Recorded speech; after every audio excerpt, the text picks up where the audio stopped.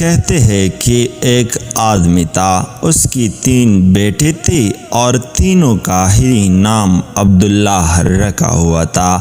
وقت کے ساتھ ساتھ جب وہ شخص بیمار ہوا تو اس نے اپنی مال و دولت تقسیم کرنے کے لیے اپنی تینوں بیٹوں کو بلوایا اور کہا کہ عبداللہ کو وراثت ملے گی، عبداللہ کو وراثت نہیں ملے گی، عبداللہ کو وراثت ملے گی۔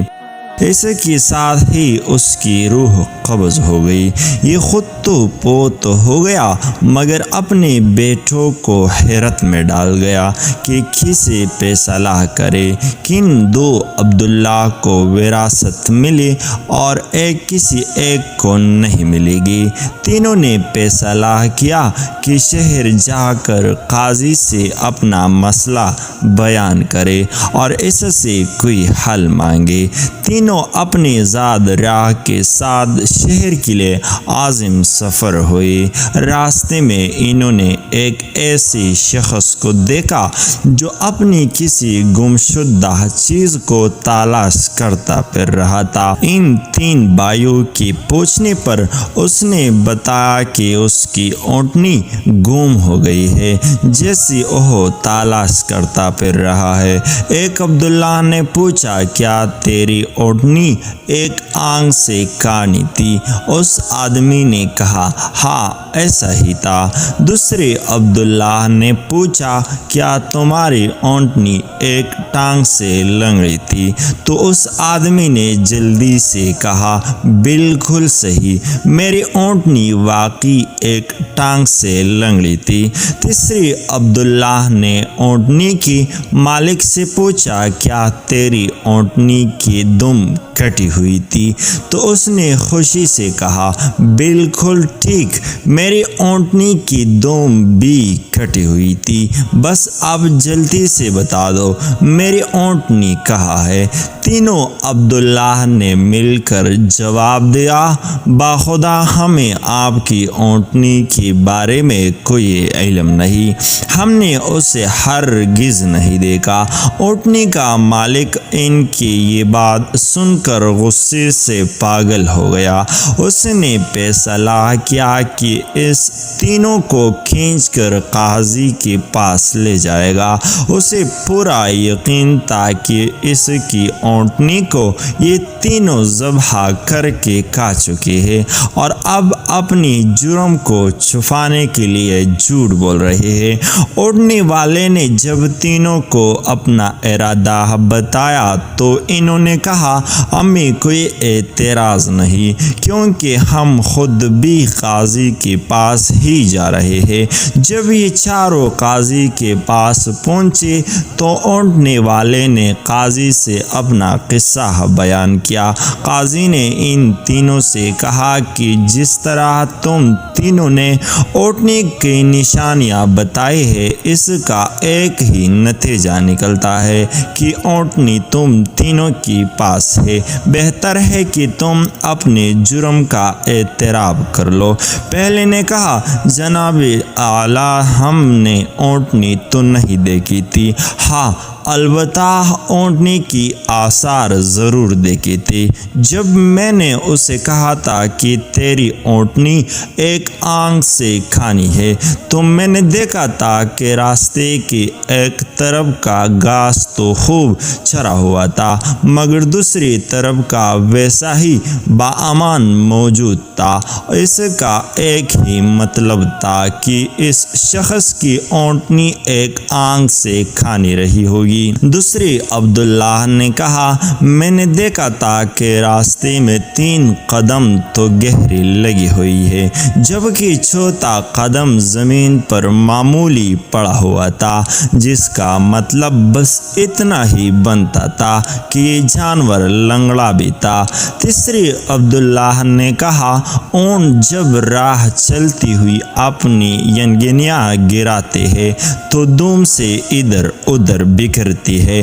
جب ہم جس راہ سے آئے تھے وہاں پر ینگنیاں ایک ہی لائن میں سیدھی گری ہوئی تھی، جس کا ایک ہی مطلب ہو سکتا تھا کہ اونٹنی کا دم کٹی ہوئی ہے جو اپنی ینگنیاں دائیں بائیں نہیں پھیلا پائے۔ قاضی نے بغیر کسی دیر کے اس آدمی کی طرف دیکھا اور کہا، تم جا سکتے ہو، تمہاری اونٹنی ان لوگوں کے پاس نہیں ہے اور نہ ہی انہوں نے اسے دیکھا ہے۔ اونٹنی والے شخص کے جانے کی ان 3 بھائیوں نے قاضی سے اپنا قصہ بیان کیا۔ حسبی سن کر قاضی بہت حیران ہوا۔ ان تینوں سے کہا، تم آج کی رات مہمان خانے میں ٹھہرو، میں کل تمہیں سوچ کر کوئی حل بتاؤں گا۔ یہ تینوں مہمان خانے میں جا کر ٹھہرے تو انہوں نے محسوس کیا کہ ان کی نگرانی کی جا رہی ہے۔ کچھ دیر کے بعد ان کے لیے کھانا لایا گیا جو گوشت کی پکی ہوئی سالن اور روٹیوں پر مشتمل تھا۔ پہلے نے کھانے کو دیکھتے ہی کہا، یہ سالن کتے کے گوشت کا بنا ہوا ہے۔ دوسری نے کہا، روٹیاں جس عورت نے پکائے ہیں وہ حمل کے ساتھ اور پوری دنوں سے ہے۔ تیسری نے کہا، یہ قاضی حرام کی اولاد ہے۔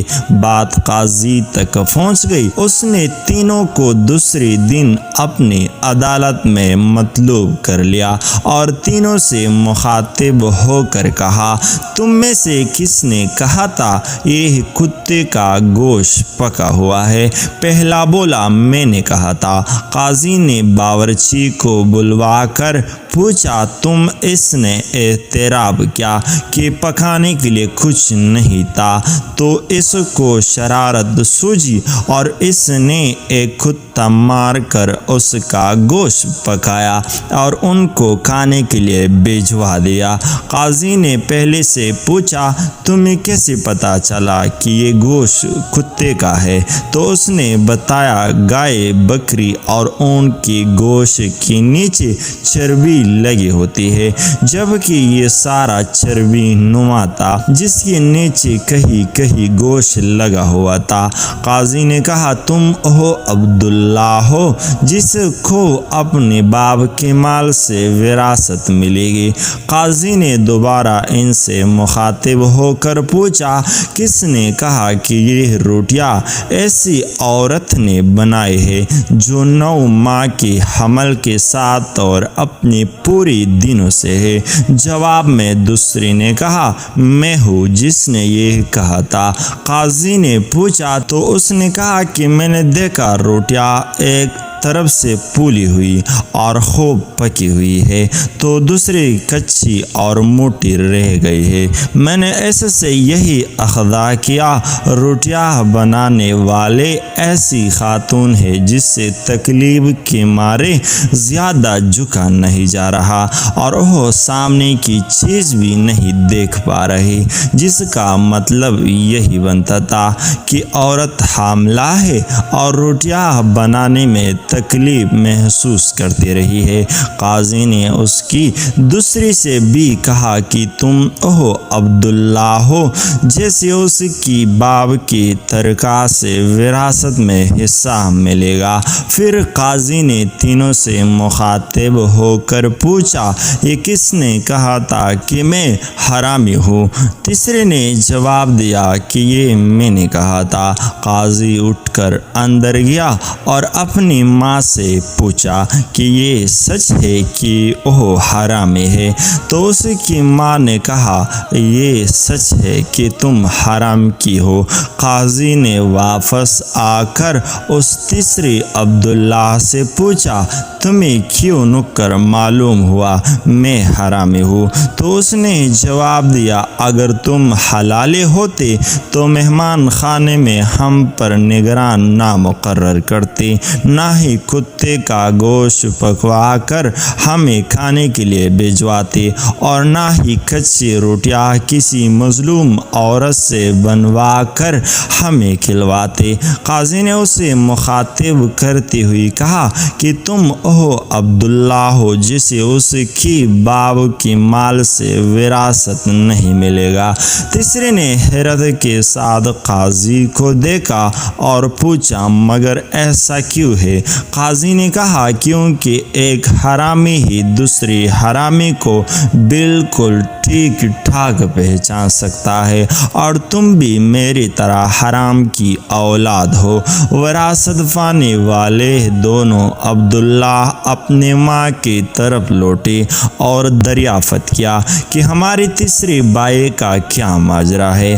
تو ان کی ماں نے کہا تمہارا باپ ایک بار صبح کی نماز پڑھنے مسجد گیا تو اسے دروازے پر رکھا ہوا پایا تھا، اسے گھر لے آیا، اس کے نام بھی تم دونوں جیسا عبداللہ رکھا اور اس کی پرورش کی۔ جی تو ایسے ہی ہوتے ہیں عربوں کی حکایت جن میں حکمت درس بھی ہوتے ہیں۔ اگر ویڈیو اچھی لگی ہے تو ہمارے اس چینل کو سبسکرائب کیجیے۔